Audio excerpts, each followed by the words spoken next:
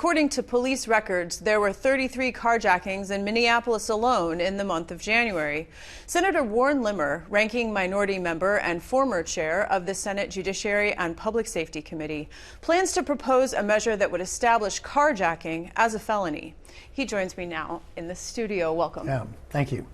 So what is lacking in current law that would necessitate establishing carjacking as a separate crime with stiffer penalties? What's lacking in current law is the law itself. We do not have a carjacking provision in Minnesota statutes. We have a simple robbery statute, and anytime someone steals a car with the use of a threat of life and limb, prosecutors have to use robbery.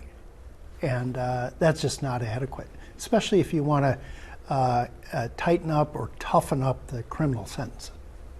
I believe that your proposal would also involve mandatory minimum sentences based on the severity of the crime. So as you said, these are just being charged as robberies. So if it's carjacking, there would be a mandatory minimum. I read news reports, in particular a WCCO report from February of last year. There were 755 incidences of carjacking in the Twin Cities in 2021. Last year it was down about 20%, but still remains high. So would those mandatory minimums then also be a deterrent? I'm hoping it would be, but in addition to the penalty, the threat of a severe penalty of incarceration, let's say, you also have to have the assurance that, or the increase the chances of being caught and convicted. And that raises another question with our prosecutors and judges. Prosecutors historically haven't really pursued car theft much in our metropolitan area where it really happens. But nevertheless, the assuredness of getting caught and convicted and then having my bill where it brings in a heavier penalty, I believe would be a severe deterrent for having this crime stop.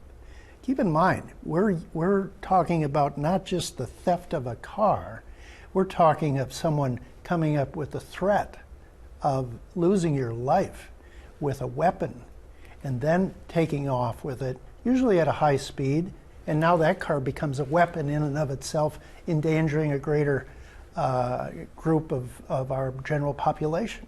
So it is a serious crime. It should have a more serious penalty on it than just a simple robbery. So I think it's probably important then to note that theft and carjacking are two different things. Now, if it's a parked car and somebody gets in it and takes it, then it's right. Theft. But what makes it a carjacking? Is it that threat of violence and get out of your car? It's a threat of violence with a driver in the car. Oftentimes there might be a little kid in the back seat. That may require maybe a more enhanced penalty. I'm investigating that now. But the threat of violence, and then sometimes there are times when that driver is assaulted or perhaps even killed. And that's where the severity level increases with a 5-year maximum add-on to the penalty.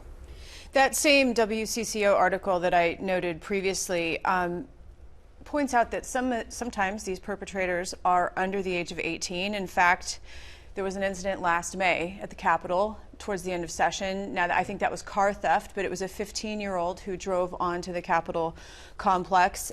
At one point in 2021, KARE 11 reported the statistic that 75% of carjackings were done by juveniles. So would a tougher law get to the juvenile part of this problem? Well, juveniles are humans too. They're going to be weighing their chances of getting caught and then facing a deterrent penalty. By the way, I happened to see when that car crashed into the light pole on the grounds of the Capitol. 4 kids went scrambling out of it. Police were right there, a helicopter in the sky following it. But nevertheless, I still believe the chances of getting caught, convicted, and then with the knowledge that you're going to be put away for a long time is going to be a deterrent. Now, when we talk about juveniles, they're handled a little differently. Anyone under 18, we really do try to give kids a break. We try and steer them in the right direction once they're caught. There's usually, well, if they're not violent, if they're not to the point of being a threat to the public, they go through a lot of counseling. They go through a lot of they still hold a penalty or a sentence over their head. We want them to change their behavior more than anything else. And after 18, generally they can get a free break and then start an adult life that's really responsible. If you're violent, then you fit into an EJJ, extended juvenile jurisdiction. That means that when the state realizes 16 and 17-year-olds are mature enough and know what they're doing is a danger to the public, that's when they qualify for that, and then they'll get some time served.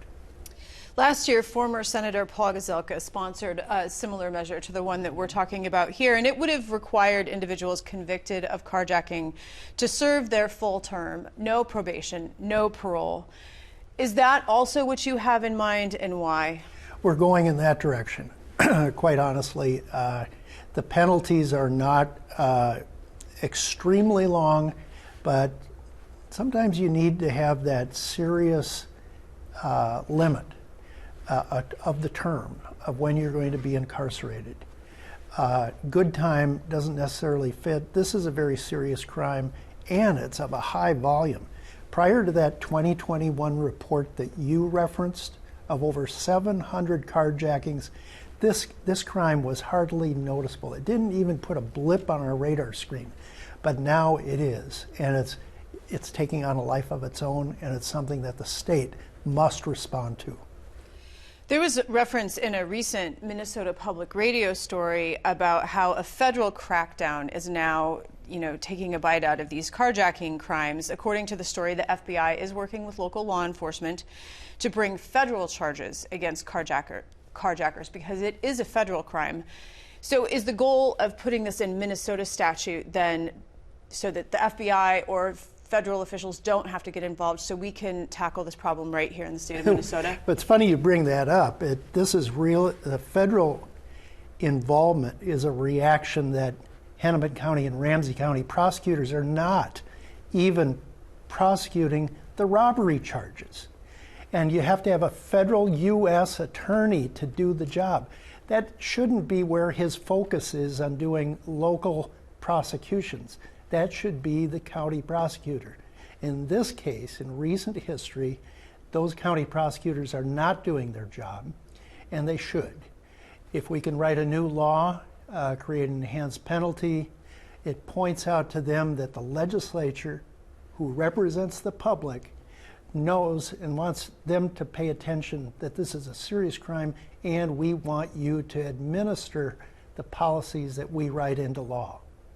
We only have a minute before time is up, so I'd like to know, I would imagine that this is one of several public safety proposals that you will bring. Ideas, yeah. Could you preview maybe one other? Well, first, the budget. It's a budget year, so we're going to be focusing on some of the unfinished work that we did on the budget.